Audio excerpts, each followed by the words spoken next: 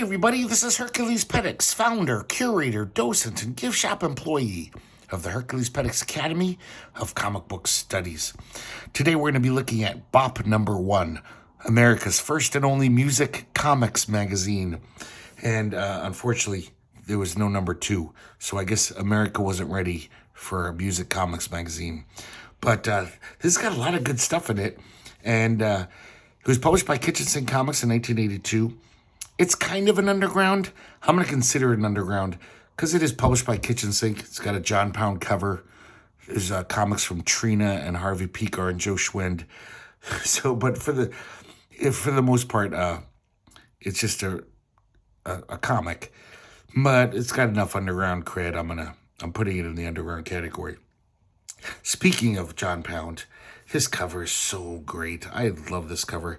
I got this when I was a teenager, this magazine, and I just fell in love with this cover then, and it's still so gorgeous. I like this too, how the logo here, they have like a record label. It's got a beat and you can read to it. It's a good motto for this magazine. This is called the Jukebox Bop, this painting. And man, there should be posters of this. That's really nice. Really nice contents page here. This was edited by Catherine Ironwood, who went on to be a bigwig at Eclipse Comics. I think this is by Dennis McFarlane. He's the design guy on this. So he does some art throughout this. And we have an introduction by Catherine Ironwood. Really nice illustrations from Jim Engel. Actually, this might be Dennis McFarlane. I think he did the logo. But this is a nice little cartoon from Jim Engel of Dick Duck, Duck Dick fame from the Comics Reader. And we start off with Teen Beat 63 by Marc Hempel, story and art. And this is almost like a Christmas Carol, but it's showing this teenager in 1963, all of his friends, and they love pop music. They buy all the latest records, and his father just doesn't get it. He's like, when I was a boy, we listened to Glenn Miller and Frank Sinatra. This is just noise. You know, that whole age-old thing that happens every generation.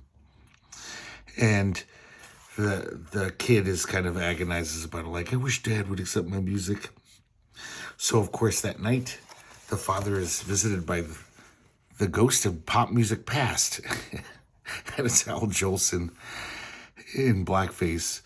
And Al Jolson shows the father an image of him when he was a teenager, listening to his swing records. And his mother was, said the same stuff that the father is saying to the son. It's like, that music is just nonsense. Why do you listen to that? I really like Marc Hempel's cartooning in this.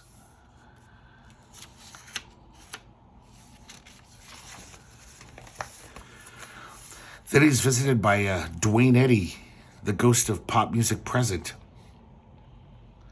And he shows the father, his son Tommy's crying in the other room. He says, I'm going to run away and become a beatnik. And the father's like, oh no. But he still, hasn't gotten it yet. He still hasn't learned his lesson. And then finally, the ghost of Christmas future, and it's Johnny Rotten. Even though this says not Johnny Rotten, but it obviously is. And he shows him a vision of the future. The father's dead. He's in his grave. And Tommy since him and his father could never relate, he turned to heroin and is a junkie. Or at least wants to try to be one. So the father finally learns his lesson. He says, I'm going to be better. I'm going to try to, be hip to the jive for my son. So the next day, Tommy gets home and he opens the door, and the father's got like a pompadour. He's skateboarding. He's playing Beach Boys songs on the stereo, and he's using all this hip lingo. And The father, though, all of a sudden is just clams up because Tommy's there with a Beatles haircut. He says, "Fab, Dad, but dig these new sounds. They're even more gear." And I guess it's the first wave of British Beatlemania. I'm sorry, American Beatlemania. Cute little story. Kind of interesting. All the borders here are just songs, pop songs from the early '60s. Wouldn't be a bad playlist. They're actually mostly great songs. Here we have Baby Blues by Joe Schwind. And this guy was in Mondo Snarfo, a few other undergrounds, and he always did these weird photo collages. They're really skillful. I mean, these are kind of good. They're actually kind of funny. This one is just completely almost like a scat bebop comic. Like just these weird little rhymes in the captions. And the word balloons. Memento Mori, Memento Mary, Memento Curly, Mo and Larry. Couple two realities, irreconcilable, a squeeze. Babes are naturally harmonic, despite a flow and flux demonic. So it's almost like just this beatnik poetry. And just all these, some of these are really funny, these baby faces on all these hep cats. This is just pretty much high surrealism. Looney Tunes in the night of time, merry melodies, a tone sublime.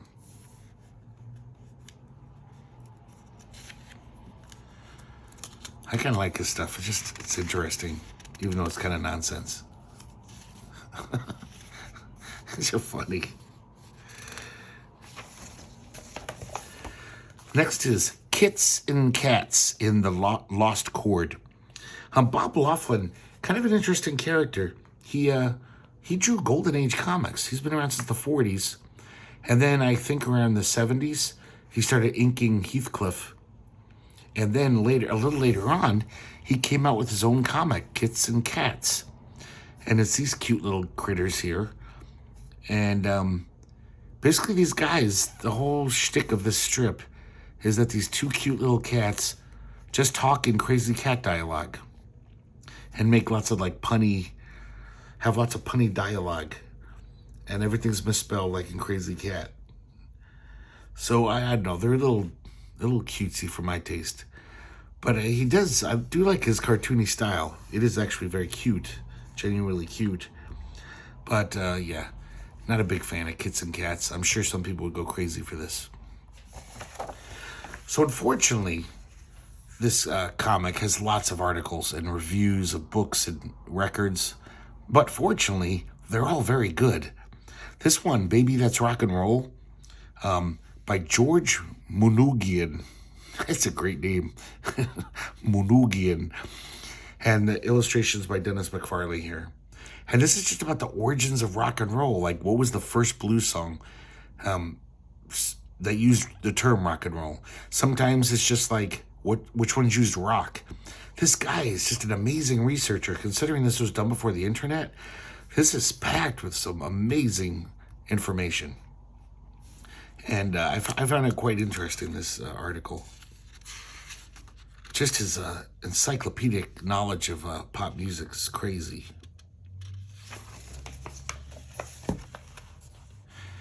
I guess the first one was Trixie Smith, My Man Rocks Me with One Steady Roll.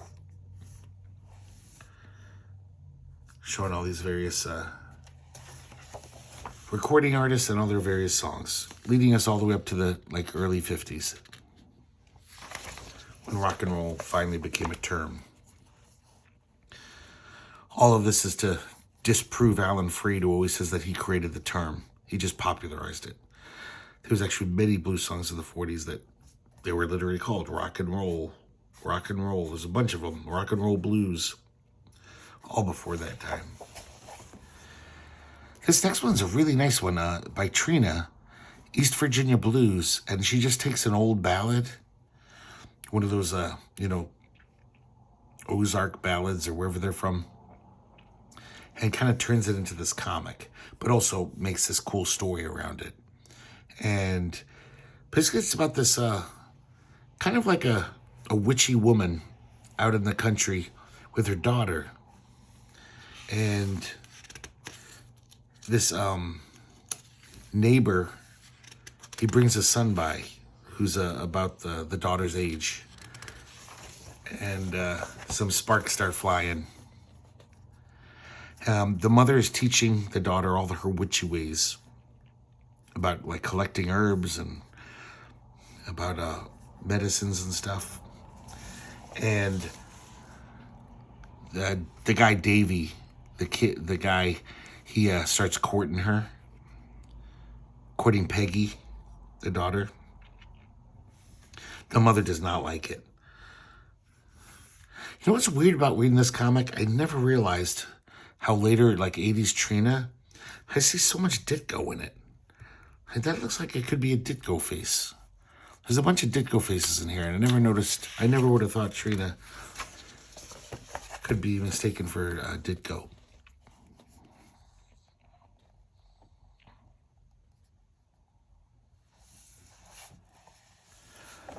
So this mother's kind of scary, actually. And Davy keeps coming by, tempting the daughter, because the daughter's really in love with him. And they go out to this secluded place where there's this rock formation.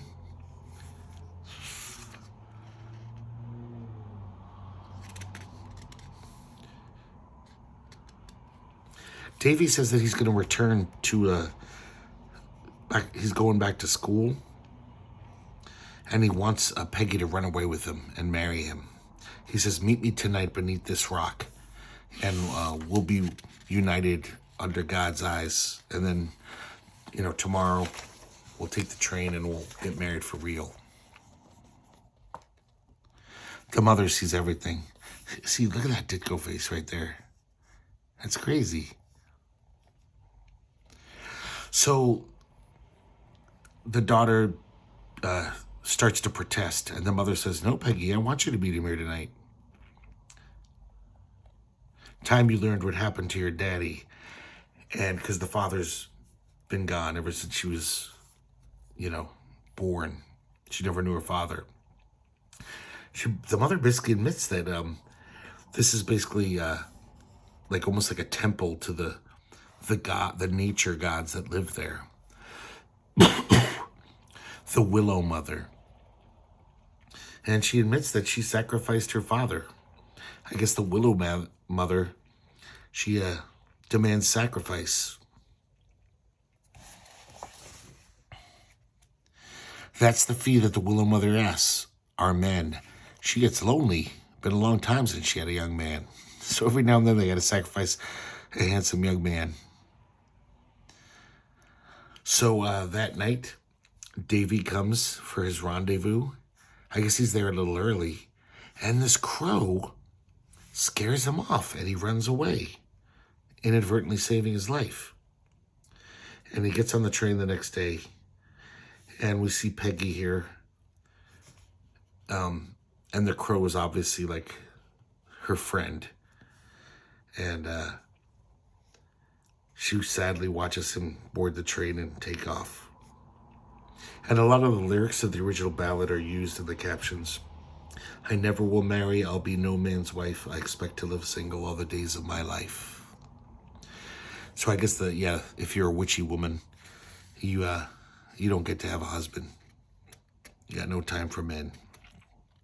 I should have mentioned earlier that we met this crow earlier, and she was very docile to her, and she said, "Oh yeah, this crow's my friend." So she sent the crow to scare him off. This is kind of dumb, kind of funny. Losers of the Blues trading cards, obviously parodying the Heroes of the Blues cards that Robert Crumb illustrated in the late 70s, early 80s. And they're obviously all made up. Snoring Ed Williams, Irving Fuzzy Tongue.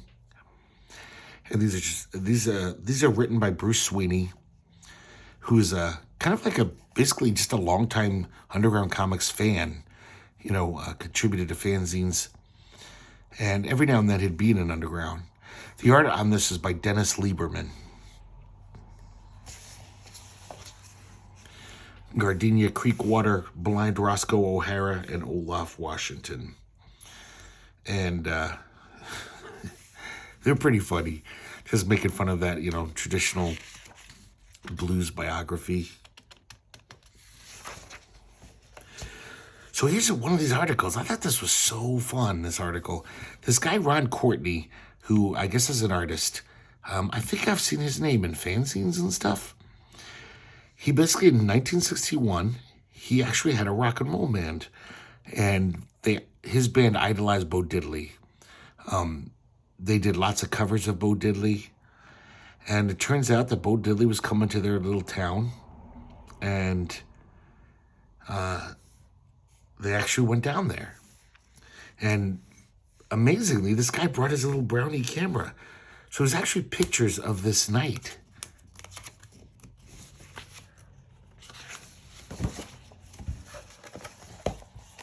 Of course, he put on a great show, even though there was like 16 people there. And then these kids got to go backstage and meet Bo Diddley. And they said he was totally friendly. They took a picture with him. And then one of them said, "Hey, Mr. Diddley, you want to come over to our house tomorrow night? You're going to be in town for 2 days?" And to their shock, he says, "Yes." So they pick him up at his hotel, in the Blacks Only Hotel. And they drove to this kid's suburban house, and they got to jam with Bo Diddley. And Bo Diddley told stories for like 3 hours, and just played a bunch of his songs, imitated other singers, jammed with the kids. This is amazing. That's like so fucking cool that this happened and it's documented. So I really enjoyed this article. I enjoyed it more than some of the comics in here, to be honest. This is kind of interesting. Much Too Much. The words in this are all from Jerry Lee Lewis from an interview he gave in 1980 to a British journalist. And the pictures are by Billy is it Fugate or Fugate? And this guy was in gay comics and I don't know what else. But I assume he did some other undergrounds. It says adapted for comics by Cat Ironwood, so I assume she did the panel kind of breakdowns for Billy Fugate. And this is just Jerry Lee Lewis from this interview. It's kind of interesting because Jerry Lee Lewis was an interesting cat. He was grew up religious, but lived this life of sin. So he believes in God and thinks he's going to hell, but he doesn't want to change his ways quite yet. It's actually kind of interesting. Even though nothing's happening, it's just Jerry Lee Lewis talking to us. It's almost like, like that movie My Dinner with Andre, which is just two guys talking. It's pretty riveting. It's pretty interesting. Except that, I guess Jerry Lee Lewis did have weird hair, but I don't know, the way Billy Fugate draws it, it looks very strange. I guess he has a helmet on. An Aztec helmet. And we just see him expounding on his philosophies of life and all kinds of stuff, but kind of like this comic. I shouldn't. It should be pretty boring, but I actually found it really, really engaging. I don't know about this Billy Fugate art. I guess it's okay. It's serviceable.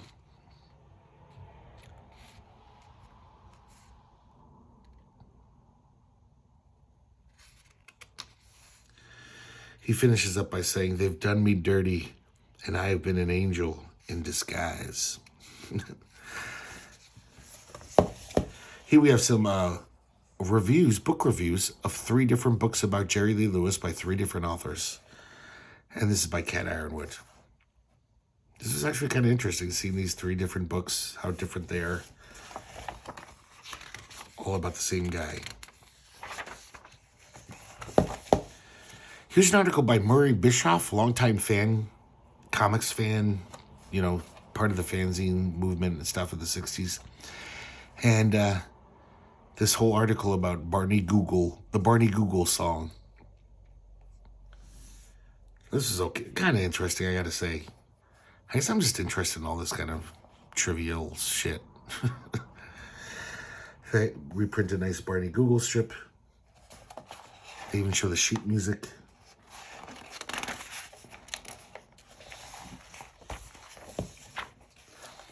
Now we have the Mystery Dance, and this is a comic. Hey, I don't know about this. I'm not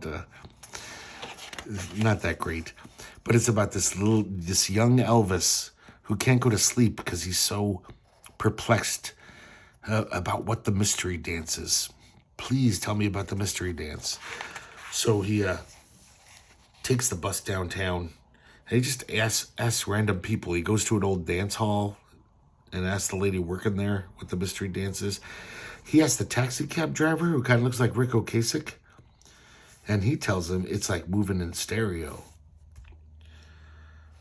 So none of this answers this question. He goes down to Crazy Al's electronics shop, asks him, and Crazy Al locks him in this room. And here's 3 possible outcomes of young Elvis. It's kind of, I don't know. I didn't even mention this is by Doug Erb, who I don't know if I've ever seen this guy before. I do like the way he draws Crazy Al. It's kind of twisted.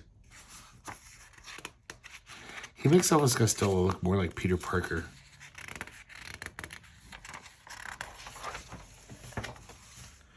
Here are some record reviews by Dean Mullaney, the publisher of Eclipse Comics. This was kind of a waste of paper. I mean, not really. If it was in a music magazine, it would be fine, but... God, the ads for the kitchen sink output at the time are killing me. All these amazing books that are long out of print. And I'm just like, oh, I wish I bought that then. I could have. Because I bought this magazine when it was relatively new. This is a story by Harvey Pekar, art by Sean Carroll, who did a lot of Harvey Pekar art in American Splendor. This is called Cowboy Song. Apparently this is some song from the 50s. I couldn't find it on YouTube. It's the Kingsmen Cowboys. And it's just this song about about the hunch. It's morning at Siegel's house and Siegel's eating crunch. And once in a while, his sister pats on Siegel's hunch. And I think it's just young Harvey Pekar as a greaser with all his friends making fun of this guy, who they call Hunch. Pretty dumb.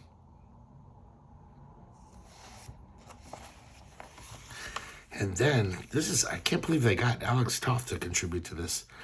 Apparently, it's a new story. I think he made it just for them, because it says 1981. And this is Alex Toth in full-on experimental mode. He wasn't even doing comics at this point in his career. He was just doing animation. Very, very happily cashing the checks of animation studios and not dealing with all the bullshit in the comic book industry. But he still had a yearning to do interesting stuff like this. This is called Taps. And I guess I could just let the art speak for itself.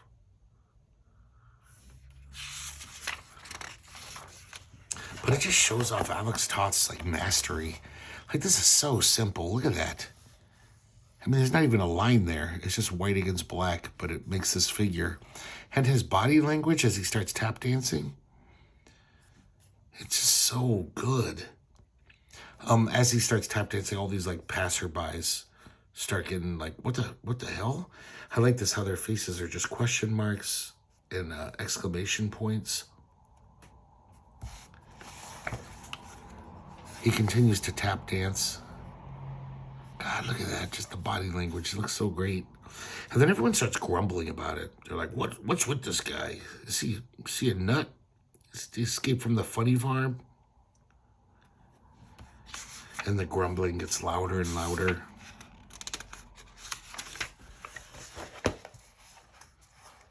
And the tap dancer looks like he's kind of just continues to dance. He's ignoring it. But then finally they yell, "That's enough. No more dancing. Go away. Get out, you nut." And I mean, look at this weird little face. Somehow it's so expressive. Like if I drew that, it wouldn't even look like it would look like a peace sign with some dots on it. But he turns this weird design into this very expressive face. And so the poor tap dancer realizes he's not wanted, and he puts his hands in his pockets. Look at the body language there, just complete dejection. He can see it in his stooped shoulders, and he walks off into the darkness. And then it all turns black. And it's dedicated to Wally Wood and Russ Manning, two greats in comic book history that died, I think, right around this time, 1981. I just love the idea of just having a page of this. Like, that is so Alex Toth.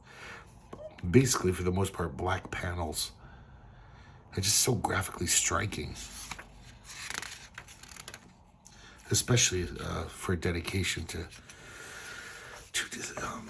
two people who have passed away. You know, I didn't even notice this when I was reading it. Oh, by the way, guys, here's the Heroes of the Blues cards that they were parodying earlier by Crumb. God, I've always wanted these. And early jazz greats by Crumb. So I'll tell you what was supposed to be in Bob number 2.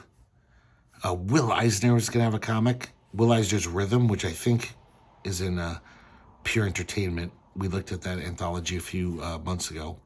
Tim Boxall's Rocks in My Head, a story of the psychedelic era.